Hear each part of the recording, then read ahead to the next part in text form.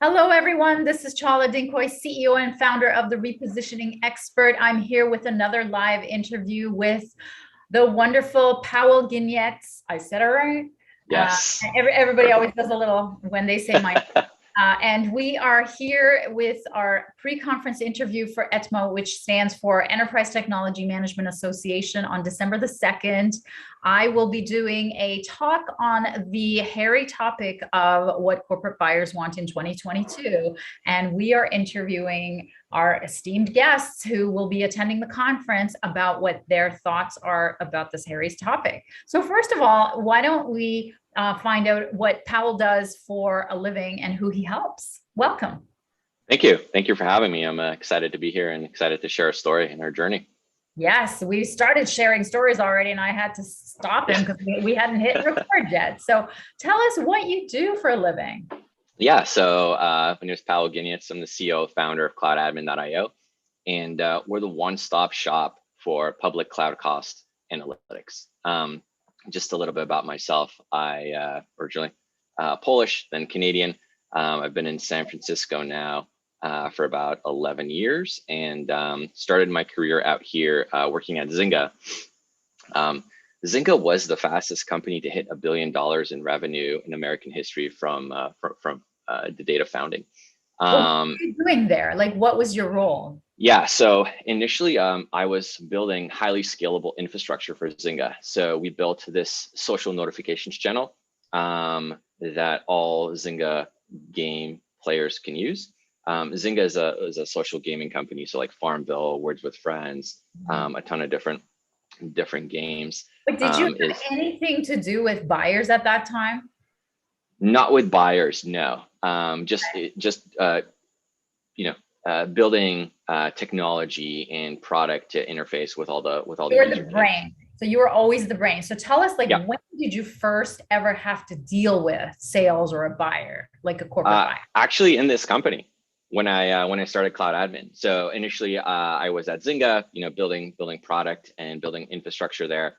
I worked on Words with Friends. I'm sure you've played that. Draw something. And then after Zynga, I actually went into a startup where two of my friends from Zynga founded. I was employee number one.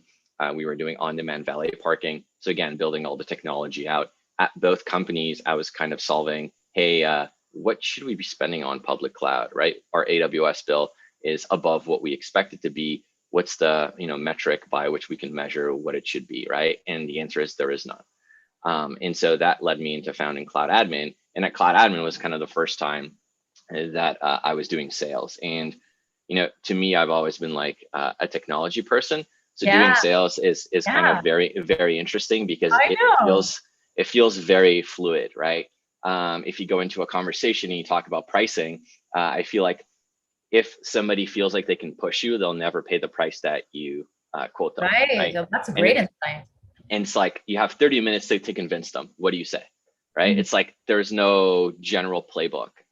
It's very fluid, and you have to interpret meetings. Actually, one of the things that's blown my mind the most about sales, we've been doing, sales over Zoom calls or Google Meets or like whatever video conference tools for like a year and a half. And I went to my first conference, and it was amazing to me that even though we have a 1080p camera, I could get so much more data from your body language, from seeing you face to face than I can over a 1080p camera. Even though quality here is great, it's still not the same. Oh, so you mean you went to an in-person event? I went to an in-person event. Yep. And I was selling, and I was like, wow, this is so different from doing it over. I gotta disagree with you, Pawel, on the there is no formula for the sale for and I used to think the same thing. I worked for Pepsi, Pizza Hut, Frito-Lay for 18 years, and I was always buying, right? I was like, no, thank you, no, thank you. But when I left, I hired coaches to teach me how to sell myself because I knew how to market, but I didn't know how to sell. And that's what happens after the question is, how much is it? Like that's everything until they're marketing. After that, it's all sales. But I learned and I teach like a 5-step formula. It's an actual formula that whoever I teach this to, they go and they do it at lunch and they land a, multiple 6-figure contract. So like, I didn't know that. So maybe, but you've kind of found your way into it, obviously. Stumbled upon it. Yeah. Yeah. So tell us like what your involvement with buyers is, like corporate buyers is now. Yeah. So I feel that in every single company today that uses technology, public cloud is going to be the number one or number two highest cost center, Yeah. right? If it's number two, then labor is number one. And so we're finding that a lot of people just don't have visibility into, hey, I'm paying, $2.5 million a month on my AWS bill, my Azure bill. What should I be paying? Is that too high? Hey, Yeah. I've reduced it by $100,000. Is that good? Right? There's just no metric by which to measure that. So really, you need technology to kind of go in there and grapple with the complexity. To give you an example of the complexity, when I started Cloud Admin, there were 90,000 ways to buy one server from AWS. Today, that's over 600,000. Oh, Right? So there's no way that you're going to be able to solve that with your brain. yeah. And then you have multiple divisions within the company looking at this bill. It's entirely distributed. Anytime an engineer adds a resource, basically spend more money, and you don't see the bill until 30 days later, right? So what could possibly go wrong? There's a lot of mismanagement. And what we've done with our technology is really take that technology, license it out into, partners, buyers that want to support their customers, whether they're TEMs, whether they're data centers, whether they're MSPs, gain that visibility into what their customers are spending, how much, where is it, and then utilize that to try and help their customers lower their costs, and also use it as like a sales tool where, because they see what you're selling, or see what you're buying within the public cloud, they can sell you solutions, right, that drive revenue to them, but ultimately help you. So it's been like a fascinating journey seeing that, it's not just about cost optimization, it's really around analytics. And I think that's going to be the precipice for the next 10 years, right? Is like, let's gain more data, let's gain more analytics.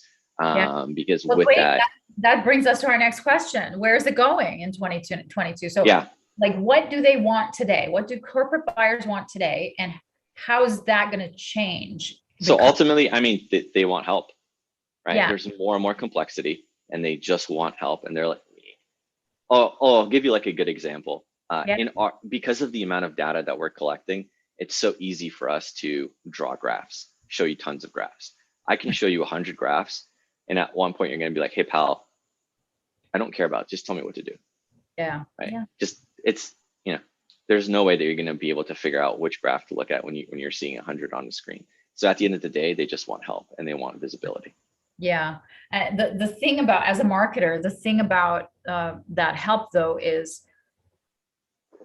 you have so many competitors. I mean, I just interviewed a few in the last few days. That how do you make your messaging stand out in a way that 86% of buyers think the two people are like, two vendors are similar if they are in the same industry, so they have no idea what the difference is. So I think from your industry standpoint, that is the biggest issue. Is yes, they want help, but how can you differentiate either in what you help with or who you help or how you message it or Sure. how you position yourself? So Sure, that's sure. where marketing comes in, right? So how do you guys have a way to differentiate yourselves? No, absolutely. I also think that there's this misconception that this market is very crowded, when in reality, it's not like that. From the outside, it may seem different than how it is internally. I will say that a lot of our competitors have been acquired. And so that muddies up the original value proposition, right? For better or worse, I'm going to use the term sugar daddy, right? The one that buys you is going to dictate what they want to do with your product, right? So if initially you were targeting a particular market, that may be, let's say, the parent company that acquired you no longer cares about, that creates opportunity for companies that are independent, quote unquote, the Switzerland of the space, which is what Cloud Admin is.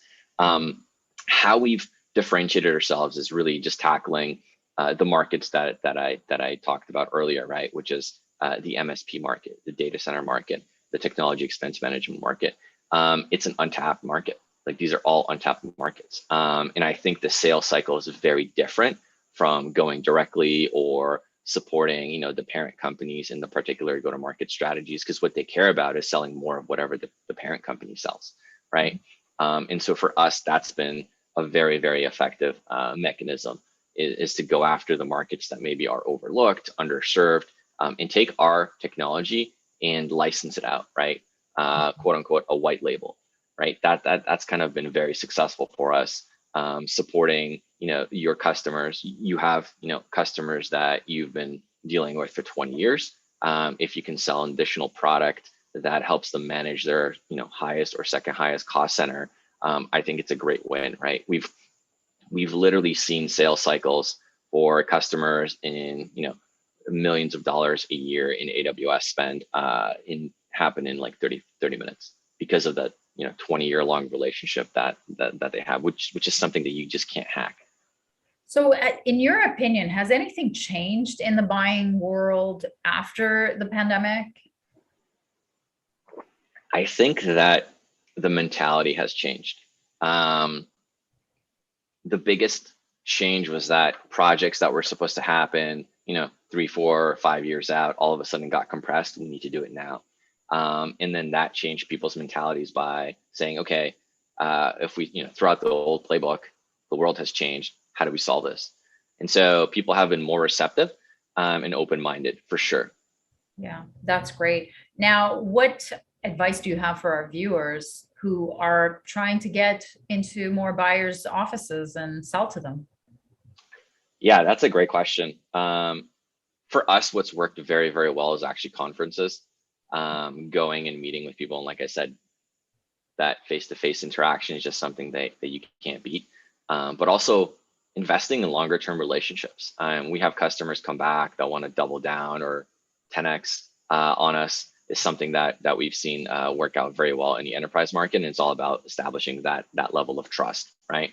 And the only way to kind of get around that is really to just work with the person for a certain amount of time, right? And really like establish that. It's really hard to do that within one call, right?